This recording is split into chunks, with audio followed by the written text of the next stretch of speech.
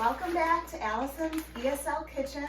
Even though I love cooking, sometimes it's nice to just make something from a box. We are going to make chocolate chip cookies from a box.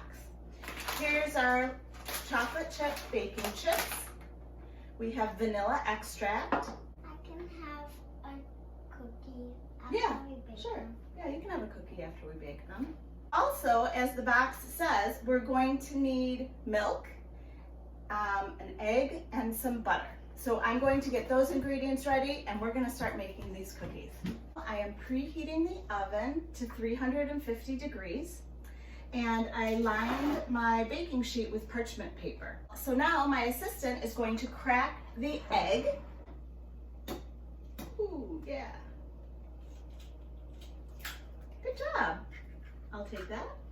So now the egg is cracked and she can whisk this with a whisk. It is both the tool name and the verb.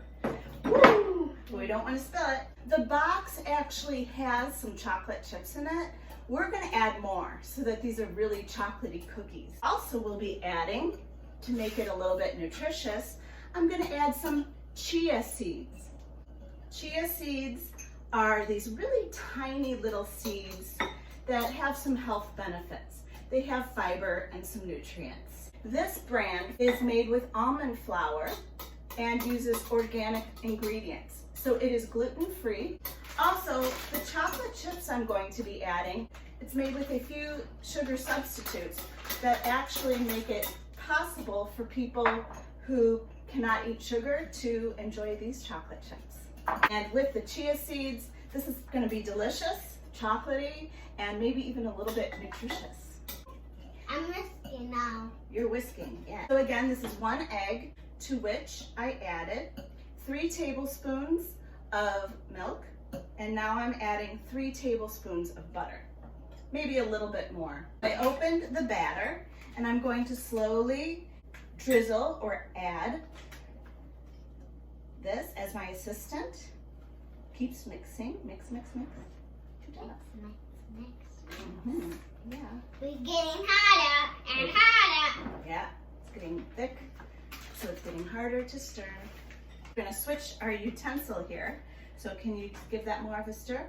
Good. She knows how to scrape the edges to mix it all together. Okay. So I added the vanilla a little bit late, but we have not finished mixing the batter here, so I think we're okay. Okay, can you please add the chia seeds? Wow, thank you. And the chocolate chips, please. Very nice. It looks delicious. The oven beeped, so we know that it is preheated and we are ready to add the cookies to the cookie sheet. I find the easiest way is to scoop the amount you want for a cookie and then use the back of the other spoon to push it onto the cookie sheet. I'm going to let my assistant take care of this. She seems to be quite good.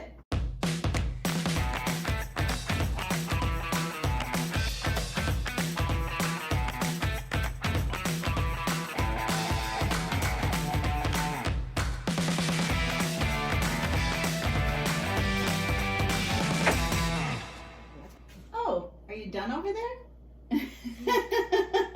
Okay, let's clean up and we're gonna pop these in the oven. Maybe they aren't gonna be the prettiest cookies, but I know they're gonna be delicious. Please feel free to ask me about the ingredients that I used today. I love cookies. I miss cookies. So they're slightly browned. They're just about ready then. I'm gonna let them cool a second and then I'm going to move them onto a cooling rack. The cookies will cool until they are ready to eat. Yes? Yes. So today I'm baking chocolate chip cookies and I want to take the time while they are in the oven to share some tips I have for you. These tips relate to business English. I'm going to share 3 quick tips with you today. My first tip, it is okay to slow down how you speak. For example, how I am talking now is how I would present myself in a meeting or in a professional situation. It's okay to speak more quickly in casual or friendly conversation. However, slowing down in a professional environment can be very beneficial, especially if you are presenting to other people. My second tip, some professionals may use some grammar incorrectly. Now, this isn't something that you need to correct them with. However, it may be important for you to know that they are not using the correct grammar, and you may choose yourself to use correct grammar even if you do not sound like them. Let me give you an example. This is very common. People often use the word myself in place of the word me. Why? Well, honestly, myself does sound a little bit more formal, right? People will use the reflexive form of the pronoun instead of the objective form.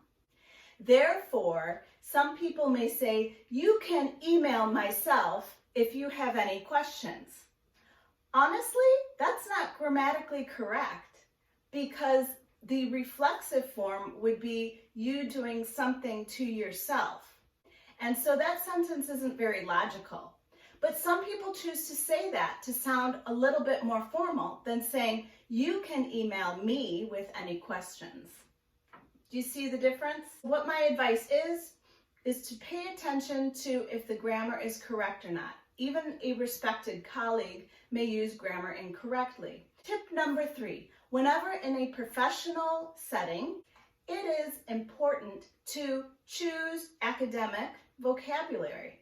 What is academic vocabulary? I'm going to do another episode about how you can learn and feel comfortable using academic vocabulary. This would be the opposite of using casual or friendly language. So for example, phrasal verbs. Those are very common and very useful in casual conversation. However, in a professional setting, I recommend that you choose the more academic version of a verb. I will explain this all more in another video.